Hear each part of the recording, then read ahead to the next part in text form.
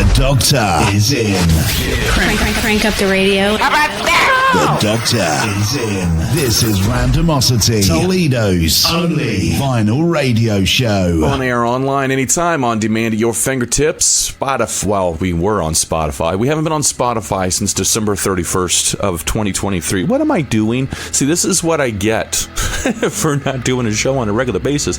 I've forgotten how to do my show, folks. That's not good. Anyways, on air, online, anytime, on demand at your fingertips at most major streaming media platforms. Also social media, facebook.com/Randomosity Podcast, X, Randomosity, TOL. My name is Dr. J. Thomas. I am the host of this program, Randomosity, Toledo's only vinyl radio show, with a special gift for all of you, I guess, special series, special thank you, whatever you want to call it. But regardless, we're going to be doing a 3-part series from now until the end of the summer here of 2024, each month having a different show profiling a different album by the artists, performers, metal gods, whatever you want to call them, the boys in Metallica, profiling what some have referred to as the holy trilogy of Metallica albums. These are the 3 that whenever anybody talks about Metallica, they typically will refer to these. Every once in a great while, Justice will get dropped in, and for good reason. It's a fantastic album. The Black Album, of course, blew them into the mainstream. But we are going to be talking about the 3 albums that put this band on the map and made them who they were. It's Metallica time, as they used to say on Rock 103.5 in Chicago for mandatory Metallica. And this is an album, Kill 'Em All, that I have kind of a love-hate relationship with. I don't hate it. I actually really like it a lot. I put it on probably once or twice a year and listen to it from start to finish. It's a great metal record. The reason why I say I have a love-hate relationship with this is because when I first heard Kill 'Em All, it's back in the 90s, okay? Now, granted, it came out July 25th, 1983, but I didn't hear it until years later. And a lot of that had to do with its availability. See, this was before the days of social media, Napster. Yes, let's just go ahead and get it out of the way. The controversy with Napster, all the digital file sharing, etc., etc. You know what I'm talking about, right? Well, back in those days, before everything became available at your fingertips, you had to know somebody who had this album, or you had to go buy it, or, get a copy, which I don't condone, by the way. But Kill 'Em All is one of those albums that when I heard it, I remember thinking to myself, yeah, it's good, but... And a lot of it is because of my fandom at the time for Dave Mustaine and Megadeth. I liked Megadeth. I liked Megadeth a lot, actually. Now, here's the interesting part about it. I was not allowed to have Megadeth albums, so I had to have friends who did in order to hear them. So we would have like these sleepovers, right? And we'd hang out watching horror movies all night long, terrorizing the neighborhood at 2, 3 o'clock, TP and everything in sight. Couldn't get away with that now because of all the cameras, and I probably just opened myself up for a court case. But this is what we used to do to entertain ourselves back then, okay? So we would all bring over tapes and albums and things that we all wanted to play for each other. I was a big Judas Priest fan. I had a buddy of mine who was a Metallica fan, and of course I liked Megadeth, so one of them would bring a Megadeth tape, the other guy would bring a Metallica tape, and I would bring a Judas Priest tape, and that's how we got to hear everything. I found out about the, controversy surrounding Kill 'Em All courtesy of a show that aired on VH1 back in the mid to latter part of the 90s. It was called Behind the Music, and they profiled Metallica, and they interviewed Dave Mustaine, and they talked about how that Dave Mustaine was responsible for some of the songwriting on this particular album. And so that piqued my interest, and I had a buddy of mine who had a copy of the tape, so he allowed me to hear it. And I heard it. I recognized Dave's stuff immediately, because Dave Mustaine has a very distinct style of playing. There's no doubt about it. When you hear a Dave Mustaine riff, you know it's a Dave Mustaine riff. He has that ability to be that unique where you know you hear his material. When I heard it, I was like, wow, this is awesome, because none of the other Metallica albums sound like Kill 'Em All. They just don't. not Ride the Lightning, not Master, not Justice, not the Black Album. I mean, I could go down the list. They tried so hard on Saint Anger, but, they turn that treble up a little bit higher, it'll blow through your eardrums, and not in the way you like, if you know what I'm saying. But this album is really good. It's really good. If you're a metal fan, you can't deny its importance. And even if you're just a casual metal fan and you just listen to what's on the radio, you can't deny how important this album was to the launch of not just this band, but also a little bit of the style of music that went on to dominate certain aspects of culture and society throughout the entire rest of the decade of the 1980s. We'll talk a little bit more about that a little bit later on, but right now, let's get into the album. Song 1, Side 1. This is called Hit the Lights. Ladies and gentlemen, my name is Dr. J. Thomas, and you're listening to Part 1 of a special 3-part series profiling the holy trilogy of Metallica albums, Kill 'Em All, Ride the Lightning, and Master of Puppets. Ladies and gentlemen, the Doctor is in.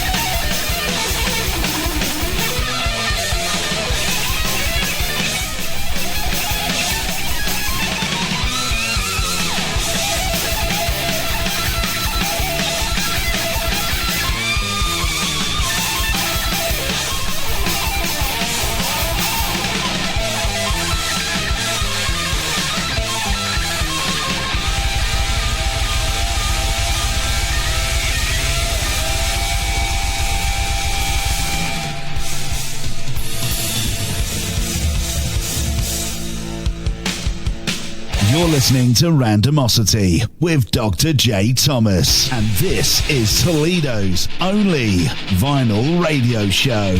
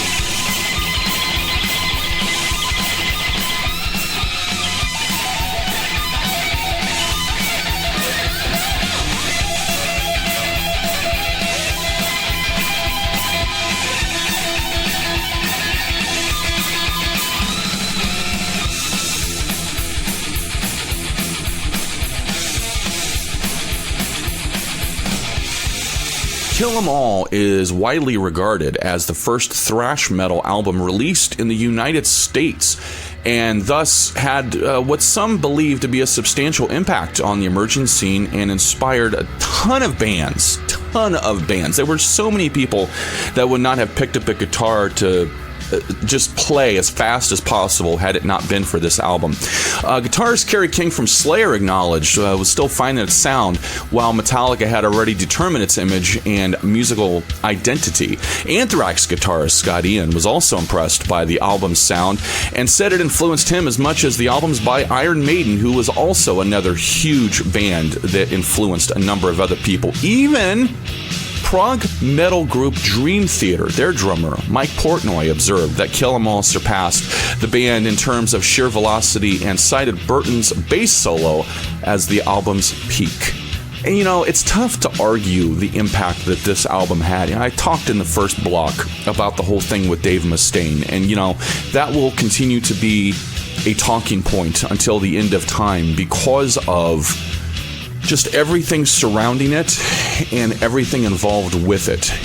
Had the whole thing with Mustaine not happened, you may not have had Kill 'Em All in the fashion that it was released. And it's tough to say, really, what would have happened with that album had Dave not been fired and Kirk Hammett been brought in. You know what I mean? It was a different sound. I've got copies here at the studio of the original lineup, bootleg recordings, of course, when Dave was with the band.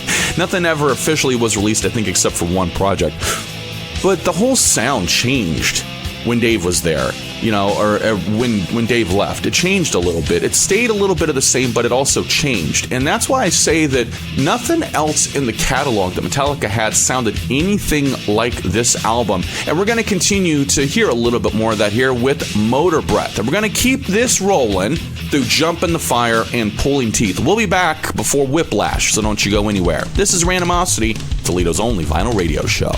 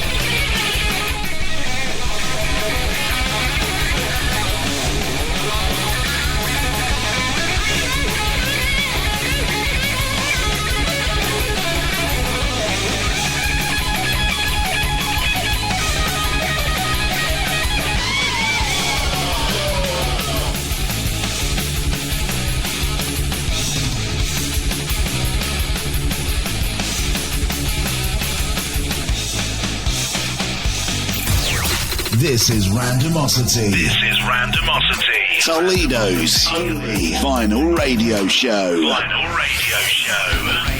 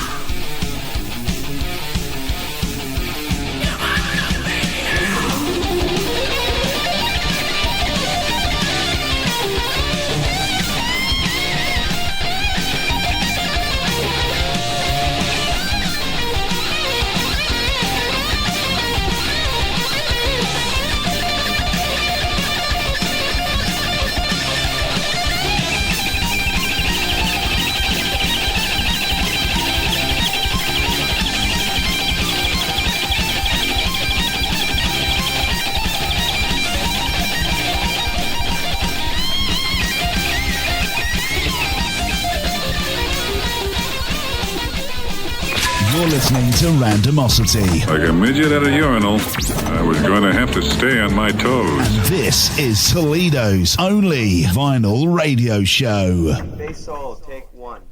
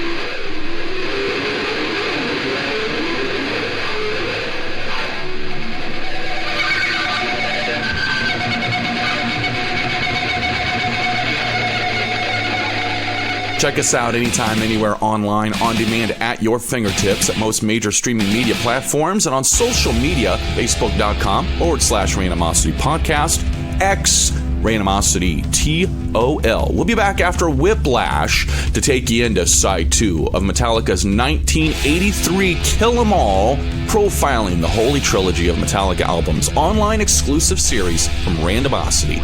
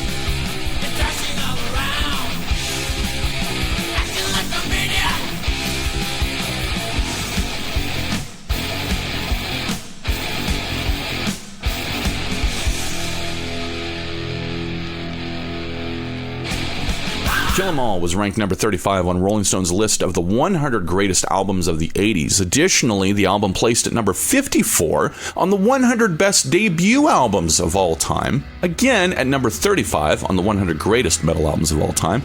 Two lists compiled by the same magazine, Kerrang!, which also listed the album at number 29 among the 100 greatest heavy metal albums of all time. And one more stat since we're here.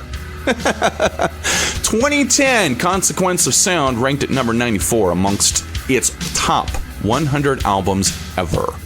You know, looking back on the importance of Metallica's Kill 'Em All, it can't be understated that this album was responsible for a lot.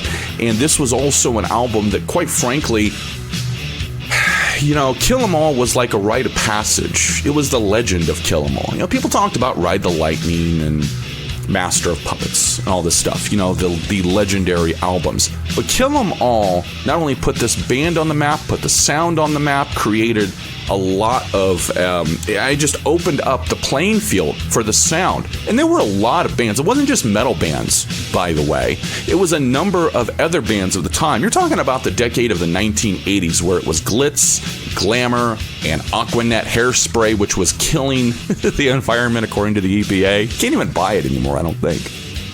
And to go along with that, you also had the visual element of MTV. For the longest time, Metallica would not do a music video. It wasn't until Injustice for All and the video for One that this happened. And it's really something when you look back. Metallica eventually did make that successful transition into the mainstream, but throughout, I'd say, an overwhelming majority of the decade of the 1980s, specifically with this lineup of Hetfield, Ulrich, Hammett, and Burton, they didn't. They were, I don't want to say an underground band, but they might as well have been.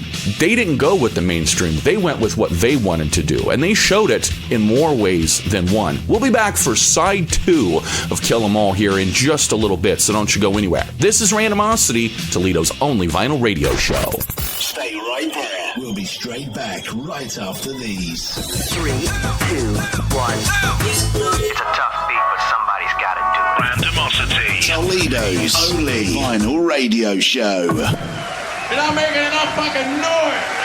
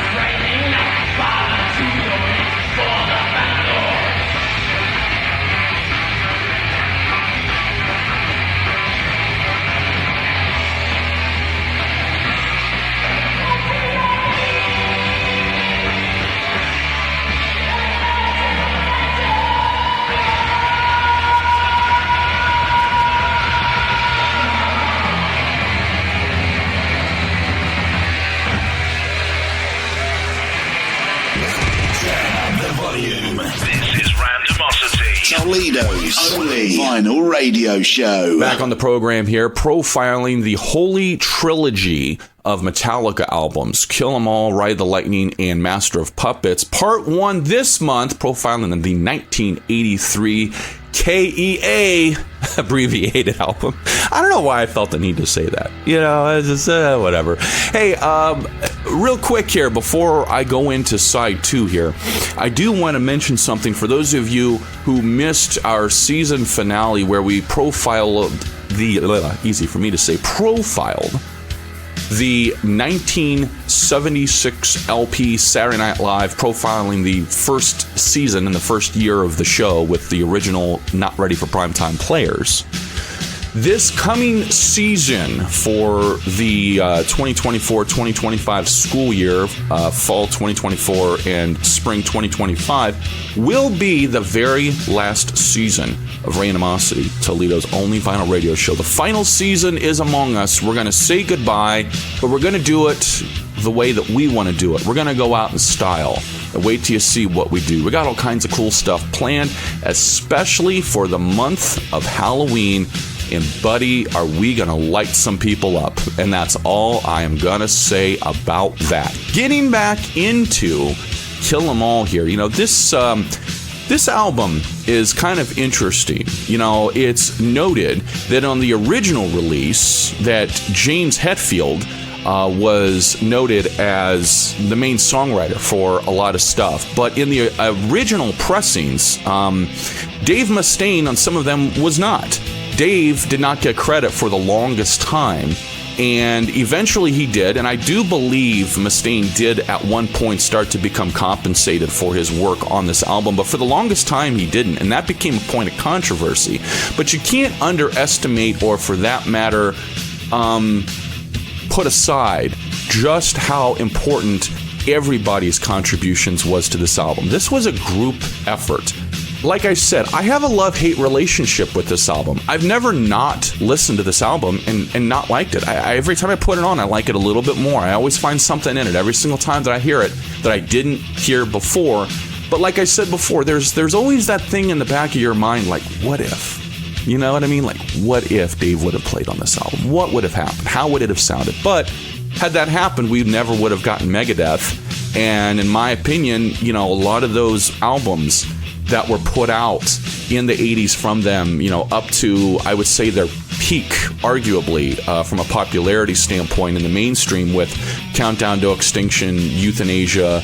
Go ahead, talk all the trash you want about Risk, but Risk got them on mainstream radio. I can't, you know, I'm sorry. I'm one of those people where I try to find the positive. You know what I mean? It's kind of like with Metallica. A lot of people talk trash about Load and Reload, but Load and Reload got them airtime during the day on MTV Monday through Friday. And in the early to mid to latter part of the 90s, even with the emergence of stuff crossing over and things becoming a little more acceptable, it was not often you had metal videos airing during the day on MTV still at that point in time. They are one of the highest grossing touring acts in the world. Not just the country, but the world. This is side 2, Phantom Lord, Song 1 on Randomosity, Toledo's only vinyl radio show, profiling the Holy Trilogy of Metallica albums.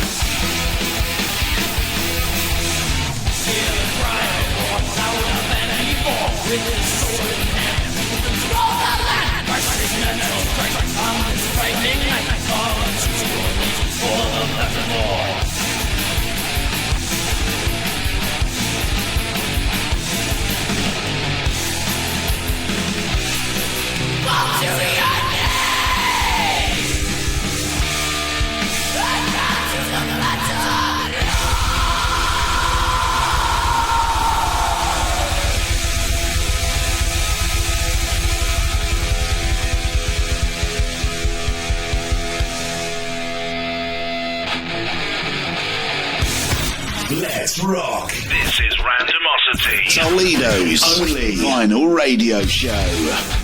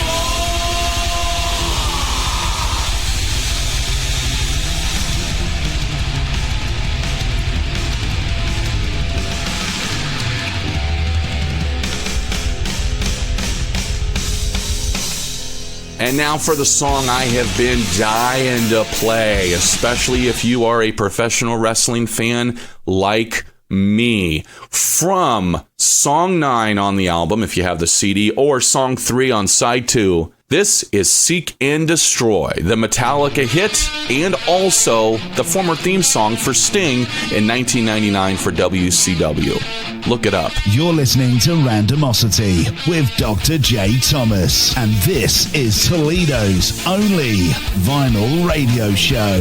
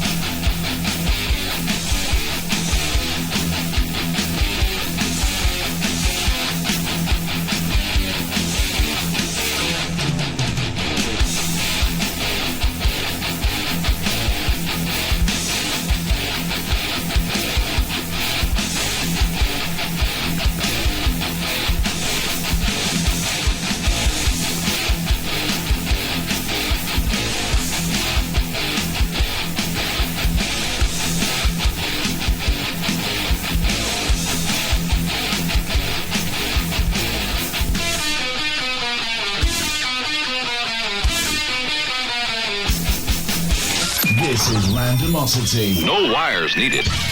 Get me a fix on this right now. Toledo's only vinyl radio show.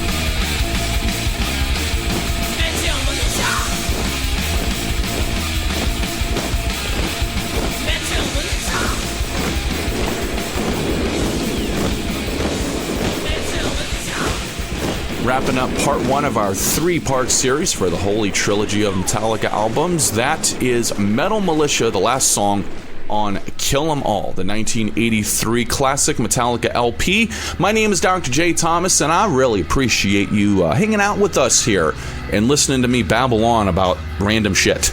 That's what I do. I talk, you know what I mean? We're coming up on the last season, and I think it's time to just cut loose. What do you say? You know what I mean? We're coming up on the last season. It's time to give the people what they want. We're all best friends. You know what I mean? Yeah, it's good times. Stay tuned. You're going to like what we're going to do for this last season. Randomosity, Toledo's only vinyl radio show, is a production of Randomosity Podcast, LLC, copyright 2024. No portion of this program may be rebroadcast, retransmitted, or reproduced without the express written consent of Randomosity Podcast, LLC, and this station. Come back in the month of July when we have part 2 of our series, where we profile Ride the Lightning, an album that contains a song that inspired something quite important to not just culture, but to the world and to popular culture. Have I teased you enough? I guess you have to wait and listen to find out what it is, huh? That's right. Till next time, everybody, thank you so much for listening. This is Randomosity. Find us on Facebook at facebook.com/Randomosity Podcast. X Randomosity, TOL, and anytime, anywhere, online, on demand at your fingertips, most major streaming media platforms. See ya next month. This is Randomosity. May I please have some hot sauce? No hot sauce today. What do you mean you don't have hot sauce? Toledo's only vinyl radio show.